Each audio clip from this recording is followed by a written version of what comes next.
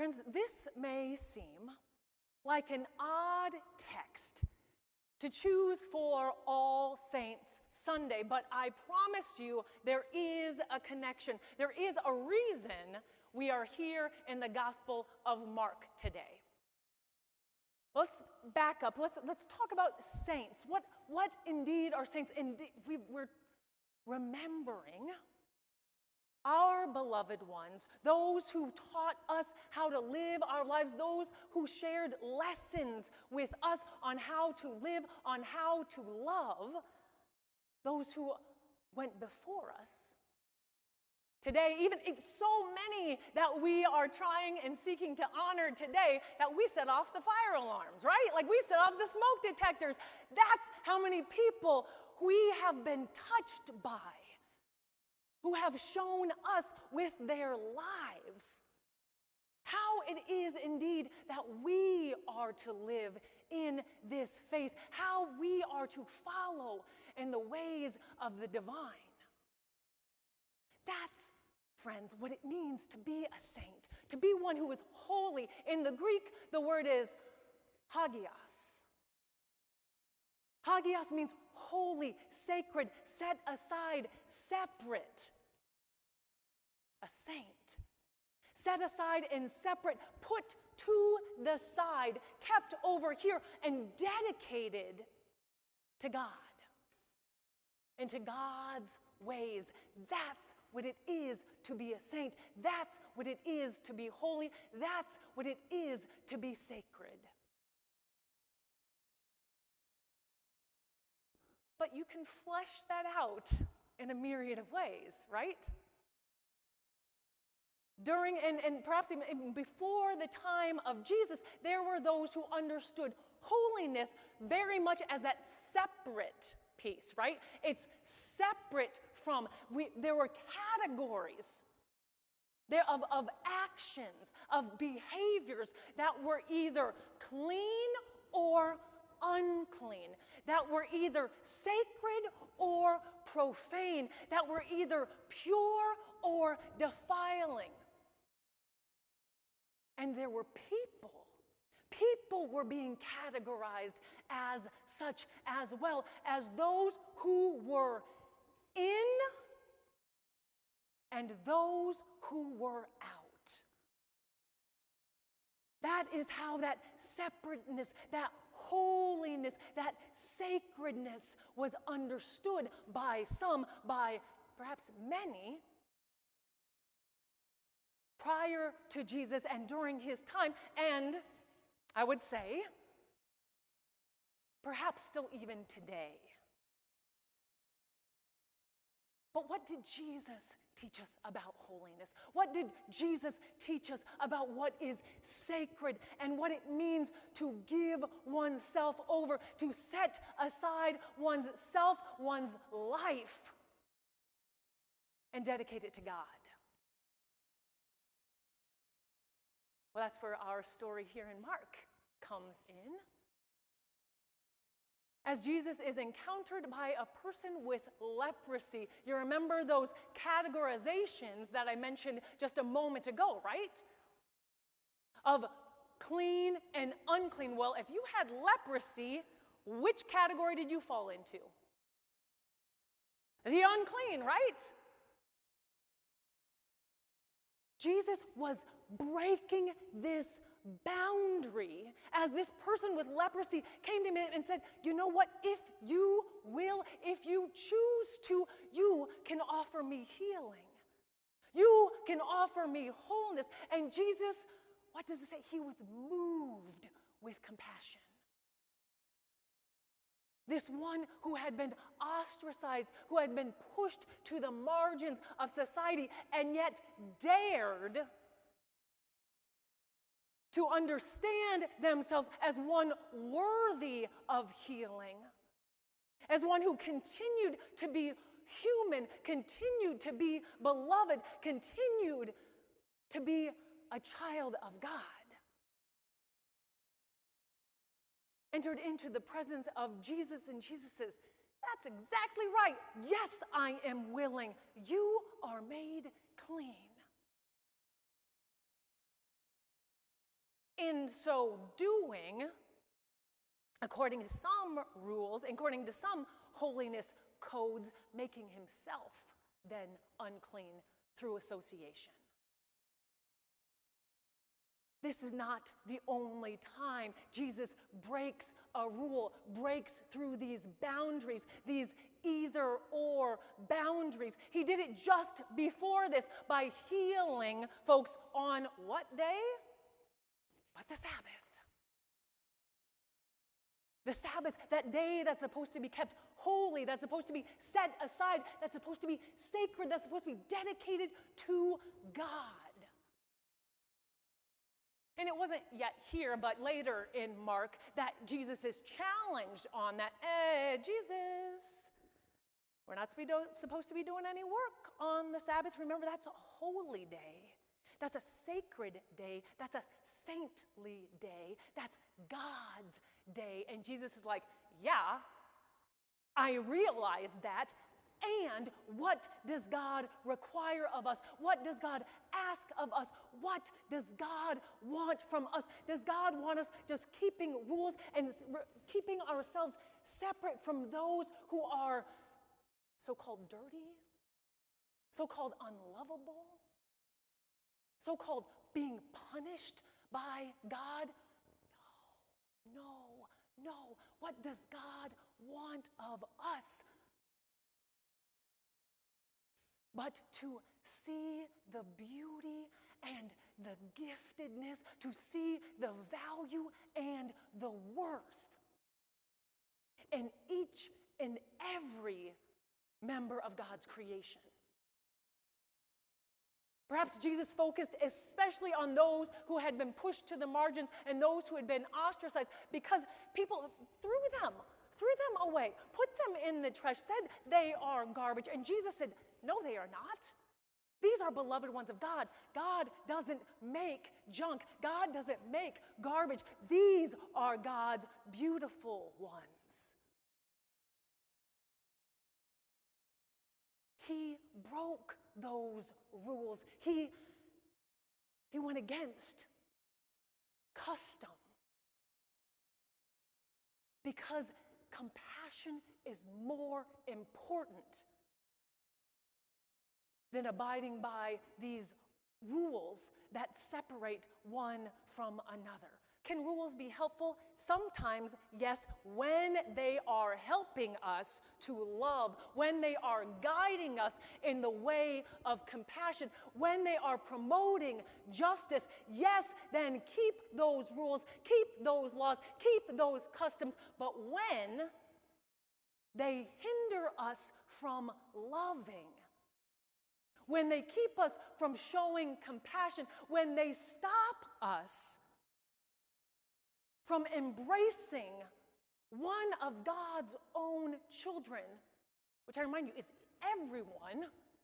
There are none that fall outside those bounds, none that fall outside of that circle.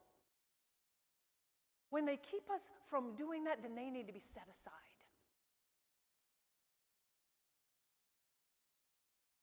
This, in the way of Jesus, in the life of Jesus, this is what he shows holiness to be, to dedicate one's self to God and to God's ways of compassion, of peace, of justice, of love, of joy, of beauty, of creation. That's what it is to be a saint. That's what Jesus called his earliest followers to. That is indeed what we are called to as those who seek to follow in the way of Jesus. So I invite you, friends, to consider, who is it? Who are they in your life, in our society, who are deemed the unlovable, who are called the unclean, who are thrown to the side because they are unworthy? And how are we being called? How are we being invited and challenged and inspired and empowered to show compassion, to show love, to offer healing, to break down those barriers that divide us into clean and unclean, profane and sacred, in and out, either or.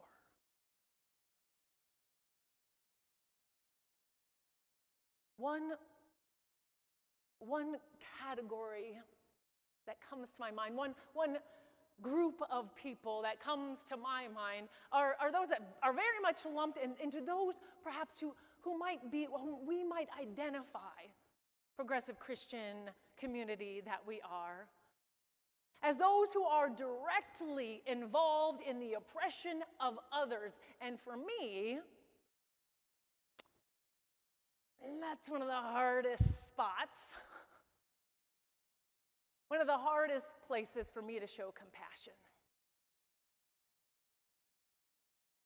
But Jesus teaches us something, and biblical scholars think Jesus very likely actually taught something like this because it pushes us beyond our bounds to love our enemies, to have compassion for those perhaps who are doing most directly, actors, putting out the subjugation and the oppression and the hurt and the harm, causing that hurt and harm. And now our compassion might not look like bringing cans of food to them, right? But compassion, love, is about seeing, perceiving, acknowledging the value and the worth in the other.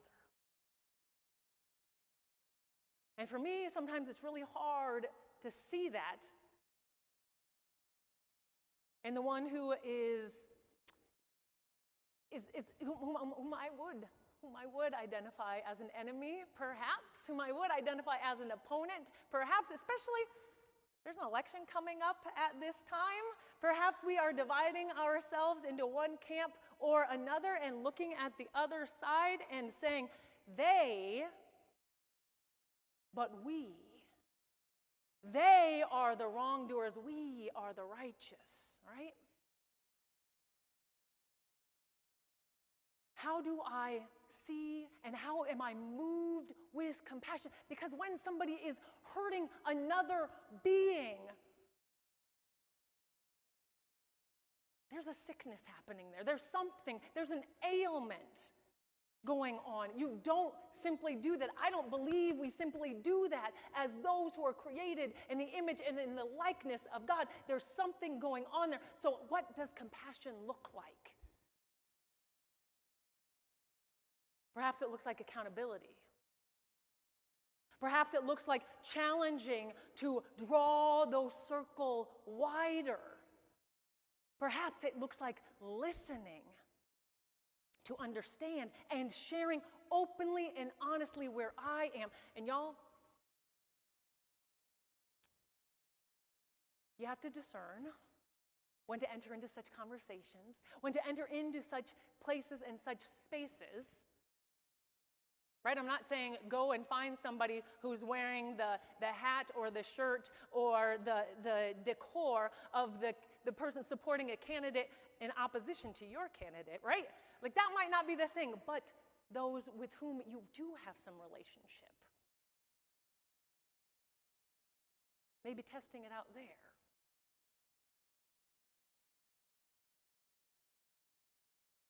Friends, it is clear to me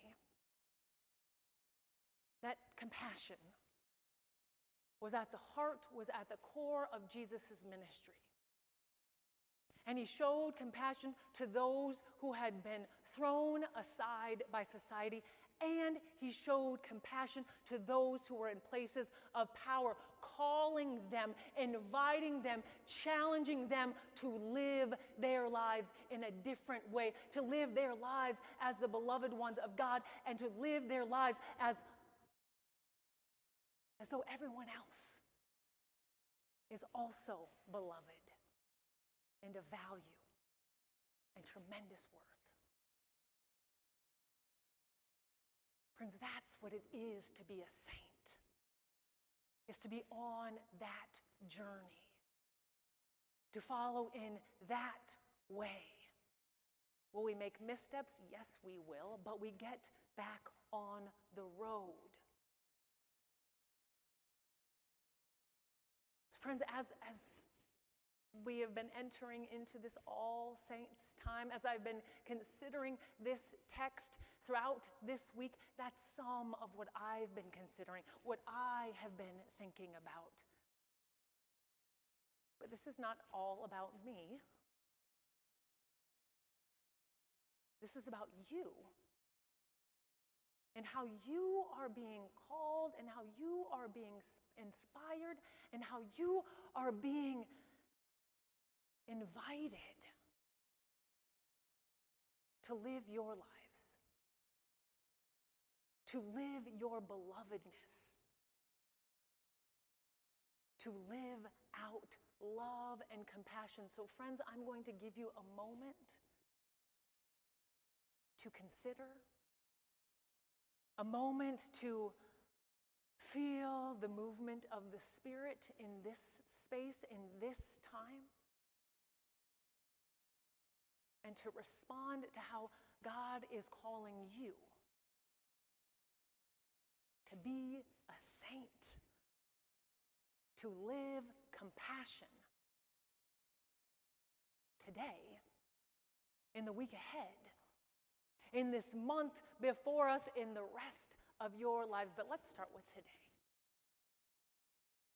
Friends, let us be together now for a moment of quiet. Let us be together for a moment of prayer. Let us be together for a moment of pause.